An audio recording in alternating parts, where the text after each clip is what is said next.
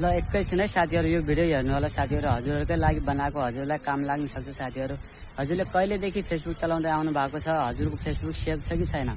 हजुरले फेसबुकमा mobile number अनि इमेलहरू राख्नु भएको छ कि छैन? यदि राख्नु भएको छैन भने राख्नु होला साथीहरू। किनभने हजुरको मोबाइल जतिखेर पनि बिग्रिन सक्छ, हराउन सक्छ अनि चोरी हुन सक्छ अनि जतिखेर नि लगआउट हुन सक्छ। त्यस्तो अवस्थामा कहिले बिग्रिन्छ साथीहरू फेसबुक, कहिले पासपोर्ट हान्दा पनि खुल्दैन। अनि त्यसैले आफ्नो चालु नम्बरहरू इमेलहरू राखेपछि जस्तो अवस्थामा पनि आफूले आफ्नो आइडी चालु गर्न सकिन्छ। त्यो कसरी राख्ने म हजुरहरूलाई सिकाउन गइरहेको छु। मेरो मोबाइल स्क्रिनद्वारा हजुरलाई सबै कुरा सिकाउने छु। एकछिन हेर्नु होला साथीहरू।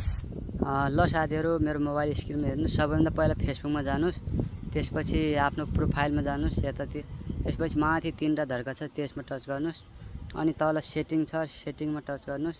त्यसपछि यस्तो अप्सन आउँछ, माथि पर्सनल डिटेलमा टच गर्नुहोस् अनि त्यसपछि यहाँ आफ्नो आइडी आउँछ, आफ्नो नाम आउँछ फेसबुक आइडी, त्यसमा टच गर्नुहोस् माथिनिर।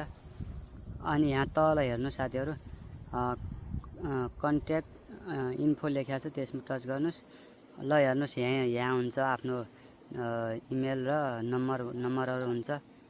यदि हजुरहरूको छैन भने, यदि पुरानो छ भने त्यो पुरानोलाई डिलिट गर्न सक्नुहुन्छ। अब डिलिट कसरी गर्ने भन्दाखेरि यो नम्बरमा टच गर्ने, यहाँ हेर्नुहोस् डिलिट नम्बर लेखेको छ, त्यो डिलिट नम्बर डिलिट गर्न सक्नुहुन्छ।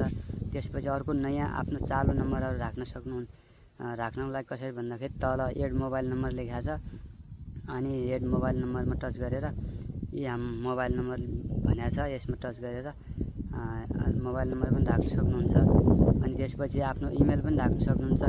एड इमेल एड्रेस तल छ, यसमा टच गरेर आफ्नो इमेल राख्न सक्नुहुन्छ। चालु इमेल जो हजुरको अहिले चालु छ त्यो राख्न सक्नुहुन्छ।